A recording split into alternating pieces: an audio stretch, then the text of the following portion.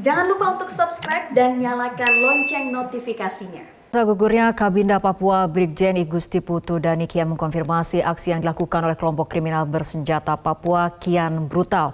Lantas tepatkah bila KKB Papua kini dikategorikan sebagai kelompok separatis teroris? Sudah bersama kami Deputi 7 Badan Intelijen Negara atau BIN Bapak Wawan Purwanto. Selamat malam Pak Wawan.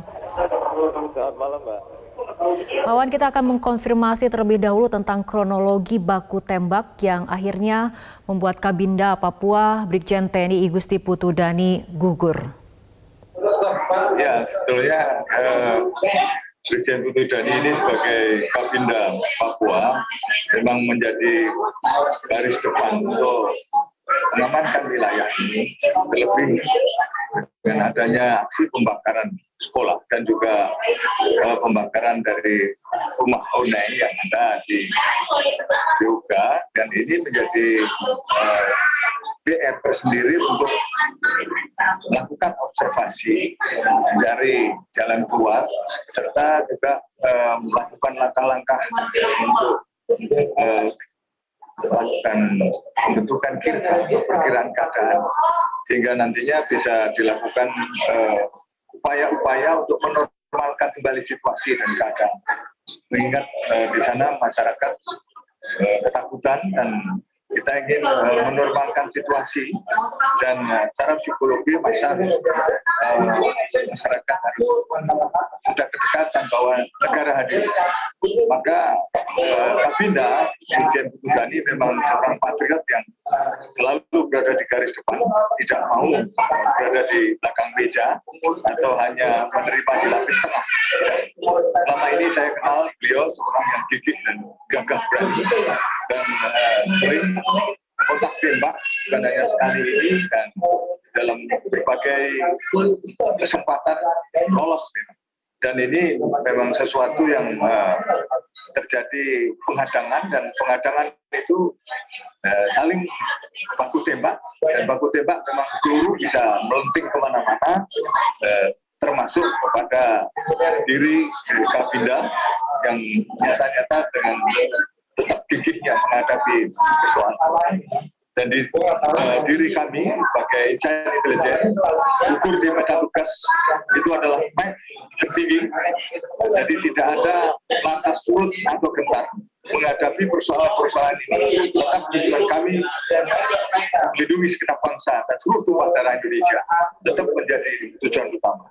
Dan oleh karenanya kita tetap lakukan pengejaran, dan lakukan hingga sekarang itu kita gugus tugas dan satuan tugas tetap berjalan, dan tetap melakukan tugas selanjutnya. Oke, Pak Wawan, tapi apa sebetulnya alasan dari BIN melabeli KKB Papua ini sebagai kelompok separatis teroris atau KST? Mereka itu sudah bukan lagi kejahatan biasa, tapi sudah melakukan teror terhadap penduduk sipil, melakukan pembakaran dari sekolah maupun honai atau rumah dari kepala suku. Dia juga melakukan pembunuhan terhadap tukang ojek, terhadap guru-guru, serta juga masyarakat biasa, termasuk aparat keamanan. Jadi langkahnya sudah bukan lagi langkah seorang kriminal biasa, tapi sudah melakukan aksi teror dan menimbulkan rasa ketakutan di tengah-tengah masyarakat, sehingga masyarakat tidak kembali untuk menjalani kehidupan seperti biasa, tidak bisa bersekolah, maupun juga denyut ekonomi menjadi terganggu. Maka ini kita memberikan label bahwa dia adalah separatis dan juga teroris yang harus dihentikan langkahnya, dan kita juga tetap lakukan upaya-upaya maksimal, tapi tetap meminimalisasi korban, sehingga kita tetap menjaga koridor dan aturan yang ada, tapi perburuan terhadap pelaku menjadi hukum dari adanya pelabelan ini. Kita tetap lakukan terus. Ya. Ya, Pak Wawan, apa sebetulnya konsekuensi penegakan hukum dari adanya pelabelan ini?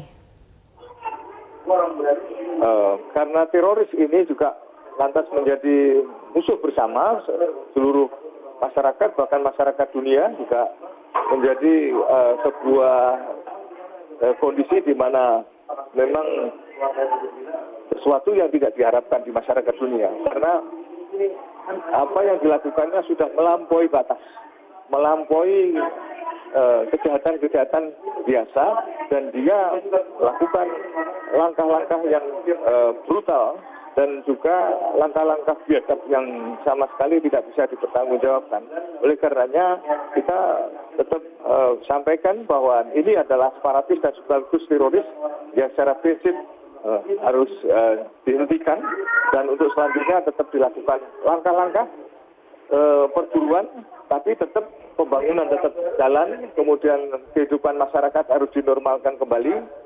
Upaya-upaya lain dari sisi penegakan hukum juga tetap berjalan, termasuk upaya-upaya melakukan diplomasi terhadap mereka-mereka yang kembali ke NKRI tetap berjalan, karena banyak di antara mereka juga sudah lantas kembali kepada NKRI, termasuk mereka-mereka yang berada di luar negeri. Demikian, sehingga ini tetap secara paralel kegiatan pembangunan tetap berjalan seperti semestinya, dan kita sebagai aparat keamanan tetap menjaga dan mendukung supaya kondisi tetap kondusif dan kembali normal. Demikian. Baik, Pak Wawan Purwanto, Deputi 7 Badan Intelijen Negara, terima kasih telah berbincang bersama kami malam hari ini.